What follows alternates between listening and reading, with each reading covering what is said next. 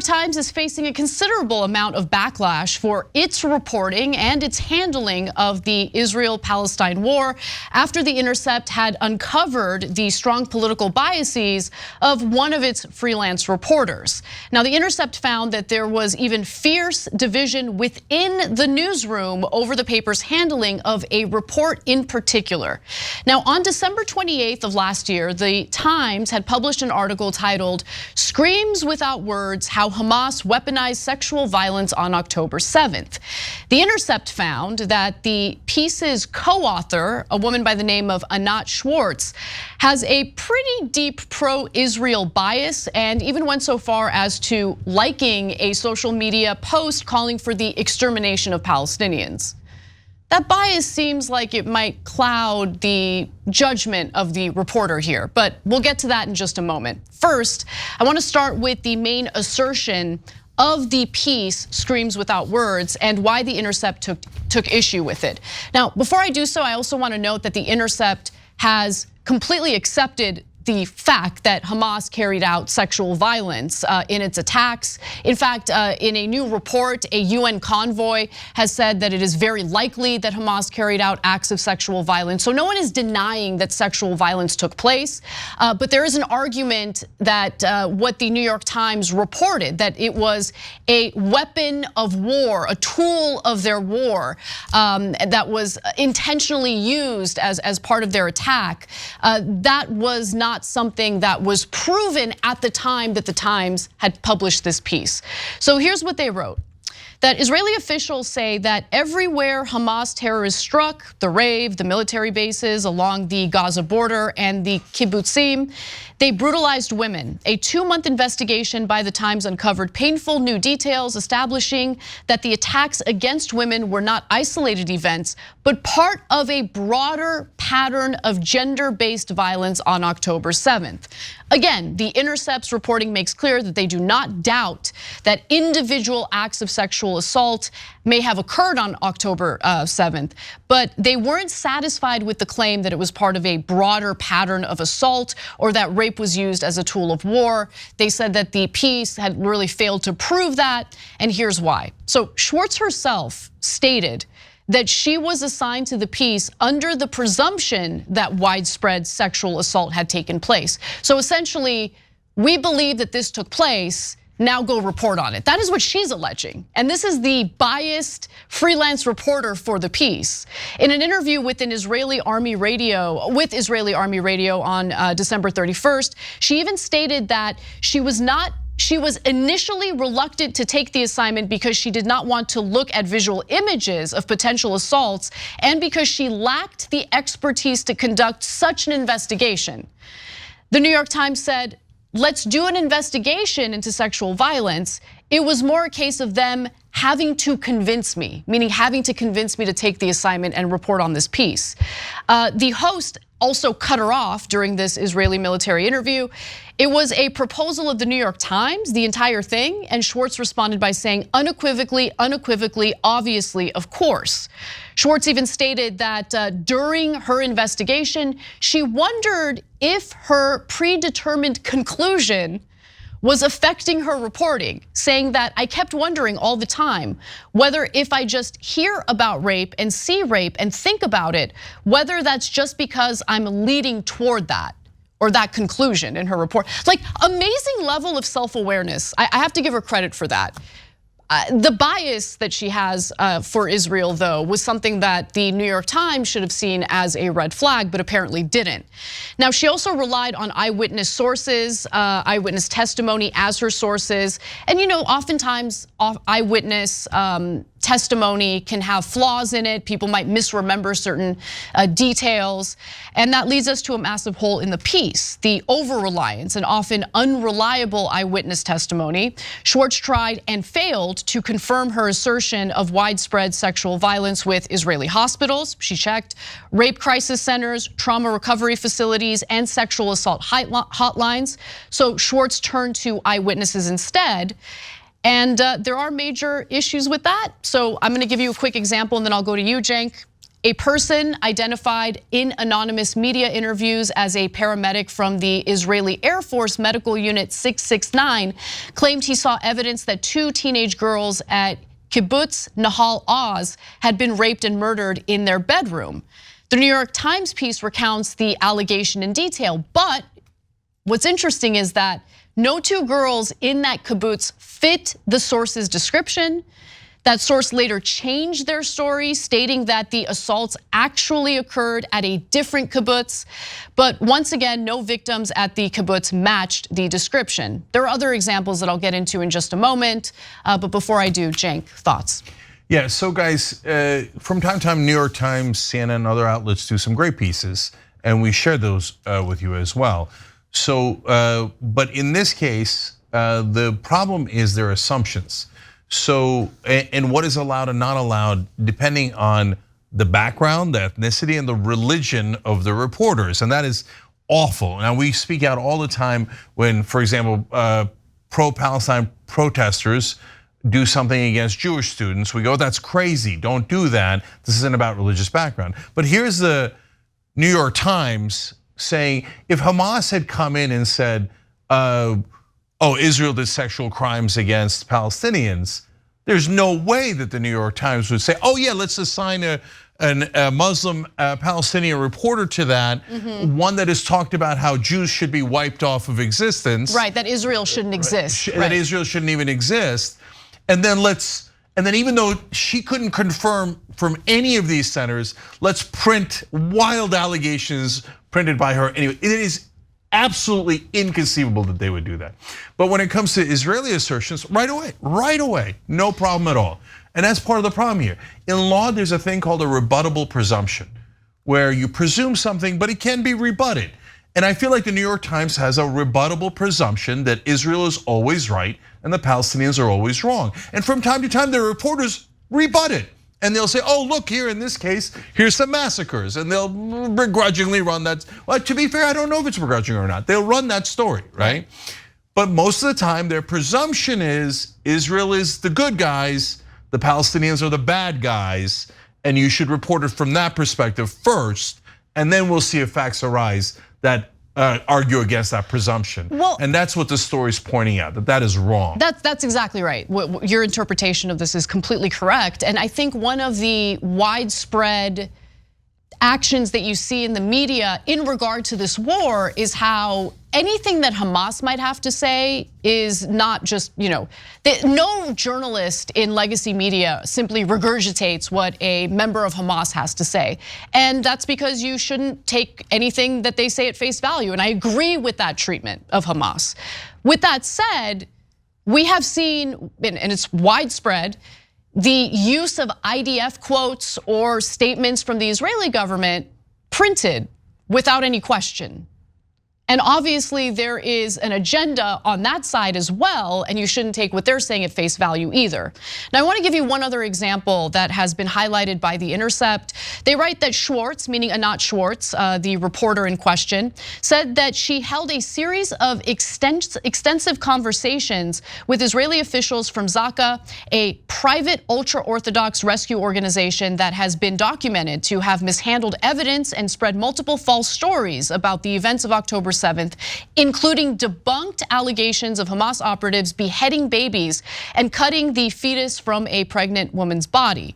Now, its workers are not trained forensic scientists or crime scene experts. When we go into a house, we use our imagination, said Yossi Landau, a senior Zaka official, describing the group's work at the October 7th attack sites. The bodies were telling us what happened, that's what happened. So you can't just take what they're saying at face value. As a journalist, you should investigate it and see if you can find any corroborating evidence before you just print these allegations without questioning them. And that's why the claims of the beheaded babies was so widespread in the media, because there seemed to be this effort to kind of take what was being said at face value when it wasn't really true, right? And so, and by the way, I bought into that narrative as well, and I apologize for doing so. Yeah, even President Biden said beheaded babies, which is outrageous of him to say. There's no, look, we made that mistake. I said it once publicly as well. And then once someone said, "Are you sure, Cenk?" I thought, you know what, wait a minute, let me go double check those sources, because that is kind of a wild thing that it sounds like propaganda. But the other part, the allegation there about cutting open the pregnant women and taking the fetus out, that is the most telltale sign of propaganda ever. So, and I said it at the time, I said every single instance where someone wants to do propaganda, they'll say they bayoneted the pregnant women and took out the babies, and then they played with the babies with the bayonets. This goes back, and I'm sure that it did happen once or twice in some massacre in the past. But every time someone wants to smear another group as inhuman, they will go with that piece of propaganda. Israel had that in its back pocket, ready to use against Palestinians. So when they murdered them, they get to say, oh, I'm sorry, I'm supposed to say technically killed 12,000 children, et cetera, et cetera. So when they kill the Palestinians, they can say it's okay, they're like animals anyway. I mean, it is definitely an effort to dehumanize people, to justify slaughtering them. And I've been seeing that as a widespread commentary on social media especially, and it's pretty depressing to see that. Yeah. But I wanna get to the final element of this story that I think is really important, and it has to do with what I had referenced earlier, the bias that Schwartz clearly holds in favor of Israel. So Schwartz herself, she has been liking certain posts on Twitter or X, whatever you want to call it. And typically I get kind of annoyed at these stories about ooh, a person liked these tweets. But I think in this case, it does show evidence of a bias that could cloud her judgment in the way that she reports on these types of stories. There's also the problem of how inexperienced she was as a journalist. We'll get to that as well. Now, she liked a quote calling for Israel to turn the Strip, the Gaza Strip, into a slaughterhouse, violate any norm on the way to victory. She liked that. She also had virtually no journalism experience prior to writing the piece in question, which she, by the way, admitted in an interview, saying victims of sexual assault are women who have experienced something, and then to come and sit in front of such a woman, who am I anyway? I have no qualifications, she said. Her first byline, by the way, her very first byline ever was on November 14th of last year. And which was another article about sexual assault on October 7th, by the way. And then prior to working freelance for the Times, she worked as a filmmaker. So that could be a form of journalism, right? For the intelligence division of the Israeli Air Force. Come on, come on. I mean, imagine if the New York Times hired someone who worked in the intelligence division of Hamas. Insane, it's insane. Come on. And if you're saying, hey, Jay, wait, did you just compare Israel to Hamas? Yeah, I did. They've killed 25 times the number of innocent civilians that Hamas has. They have lied in every instance that they have put out there, or nearly every instance. It's been proven to be proper. And you're gonna hire somebody from their intelligence division to write your objective news stories? And remember what the Israel hired this, one of the top PR firms in the country. We talked about it last week. And they're going around and trying to get real reporters fired. And they're so desperate, they dig up tweets from decades ago when someone was in college protesting student debt. And they're like, they should be fired because they were protesting student debt.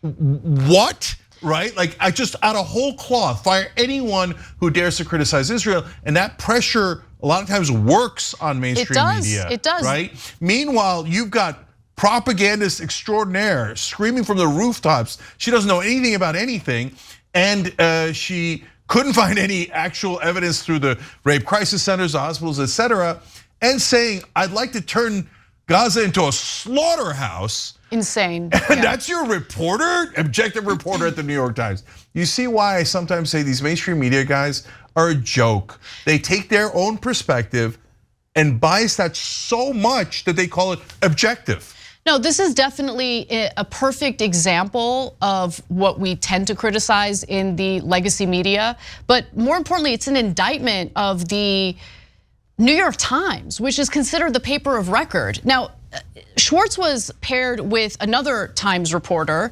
Jeffrey Gettleman, and he worked on the story and is defending it. After the piece's publication, Schwartz stated in an interview, there was no skepticism on the New York Times editor's part ever. It still doesn't mean I had the story because I didn't have a second source for many things. Her admissions are kind of amazing.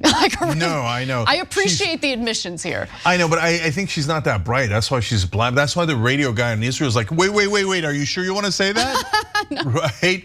So she doesn't even have second sources, and she says the editors don't even double check. Yep. If it was a Palestinian writing about war crimes that Israel did, they would quadruple check. In fact, that's the CNN part of the story where it has to go through their Jerusalem bureau before it's allowed on air. Now, I want to get to Gettleman though. So let's go to graphic 11 here, guys, because this is a straight news journalist, okay? Straight news journalism is different from what we do here at TYT. Here, we give you the facts of the story, but we obviously have a take, we have analysis, we share our opinion. Straight news journalists are not supposed to do that. They're supposed to give you the facts as they have them. They're also supposed to fact check claims made by either side and make sure that they're not just regurgitating lies by either side.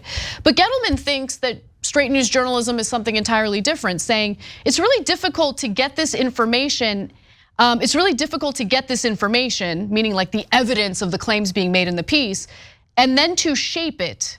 That's our job as journalists. Okay, pause. It is not your job as a straight news journalist to shape a story. Okay, like that is not your job. Your job is to relay the information to your readers and ensure that the information you're getting to them is as accurate as humanly possible. But he continues, that's our job as journalists, to get the information and to share the story in a way that makes people care. Not just to inform, but to move people. And that's what I've been doing for a long time. That is concerning. I don't know, I just feel like that's not the kind of education I got on straight news reporting when I was in journalism school, but who knows, maybe things have changed. No, so even, look, this is such a giant problem with mainstream media, and we've encountered it in many different examples, not just Israel, Gaza. They usually have what they call a narrative. And then if you're a witness or an expert and they reached out to you and your quote doesn't match their narrative, they don't use it. And they go fishing for quotes that do match their narrative to shape the story, as Gettleman says. But wait, I thought you guys said you were objective. And get a load of the second layer of duplicity here, because we give you the facts and we never play around with the facts. And then we give you our analysis and tell you that it's our analysis. That's honest. Right. These guys take their analysis and they use it to shape a story, but they never tell you, oh, I am biased and I'm shaping the story on behalf of someone else. And it doesn't just have to be about Israel or Gaza. No, I mean, they mainly do it on behalf of corporate rule and politicians, I mean, the lead up to the 2003 preemptive war in Iraq. I mean, you would think that the New York Times would learn some lessons from that. Because see, but the thing is, they're not, we keep believing their overall lie, and they believe it. Most of the people that work there absolutely positively believe it, that they're being objective. And that's why we keep getting surprised that they blew it in Iraq, now they're blowing it in Israel, etc. And they're blowing it by never covering money in politics, which drives 90% of politics. I don't think they're blowing it. I think that their bias is love the status quo, love the powerful, love the system. We're on top right now, we don't want anything to change. Our viewers and our readers are all top 10%ers, and they don't want anything to change. And so we're going to tell them what they want to hear, which is that the status quo is objectively the great thing, and it's wonderful. We're going to shape the narrative until they get that message. And in this case, apparently, the New York Times think Israel is right, the Palestinians are wrong, and we're going to shape that narrative, and we're going to trick our readers into believing that narrative. So it's actually par for the course. They just happen to get caught on this because of great reporting from The Intercept.